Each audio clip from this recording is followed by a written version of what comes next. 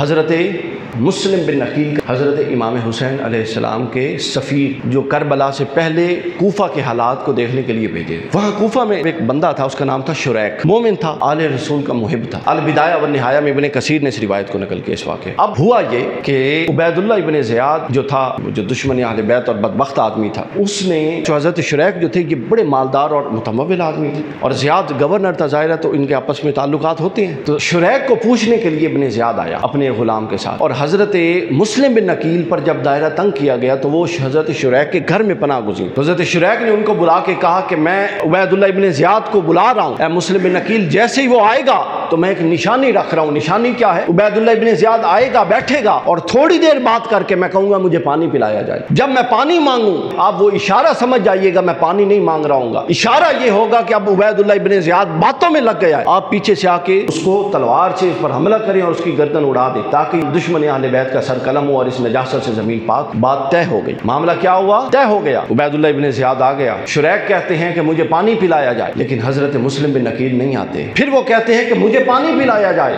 مسلم بن عقیل نہیں آتے. وہ تیسری دفعہ کہتے ہیں کہ چاہے میری زندگی ہی کیوں نہ چلی جائے مجھے پانی پلایا جائے، تو مسلم بن عقیل نہیں آتے. جب تیسری دفعہ کہا تو عبید اللہ بن زیاد کے ساتھ غلام تھا، وہ بڑا ایکٹیو آدمی تھا، وہ سمجھ گیا کہ یہ کوئی مسئلہ ہے. اس نے فوراً عبید اللہ بن زیاد کا ہاتھ پکڑا، گھوڑے پہ بٹھایا اور وہ نکل گیا. اور اس نے رستے میں بتایا کہ یہ قتل کی سازش کر رہا تھا شریک. حضرت مسلم بن عقیل آئے. شریک نے پوچھا کہ مسلم بن عقیل آپ نکلے نہیں؟ ہمارا تو یہ طے ہو گیا تھا معاملہ، اس نے اتنا ظلم کیا آپ پر اور آگے آپ دیکھ رہے تھے اس کی کیا پلاننگ ہے، لیکن آپ نے پیچھے سے آ کے اس کو مارا نہیں. حضرت مسلم بن عقیل نے پتہ کیا فرمایا؟ وہ فرماتے ہیں کہ میں نے ارادہ کر لیا تھا مگر اچانک میرے ذہن میں میرے نانا حضرت محمد رسول اللہ صلی اللہ علیہ وسلم کی ایک حدیث آ گئی، اور حضور نے فرمایا تھا کہ جو مومن ہے وہ پیچھے سے چھپ کے اس حالت میں وار نہیں کرتا کہ اس کے دشمن کو پتہ ہی نہ ہو کہ وار کرنے آ رہا. یعنی یہ مومن کی شان کے خلاف ہے کہ وہ چھپ کر بغیر بتائے، اگلا بندہ اپنی ایک کیفیت میں نہیں ہے، وہ تیار نہیں بیٹھا تو چھپ کے وار کرنا دھوکے میں آتا ہے. فرماتے ہیں کہ مجھے رسول اللہ کی یہ حدیث یاد آ گئی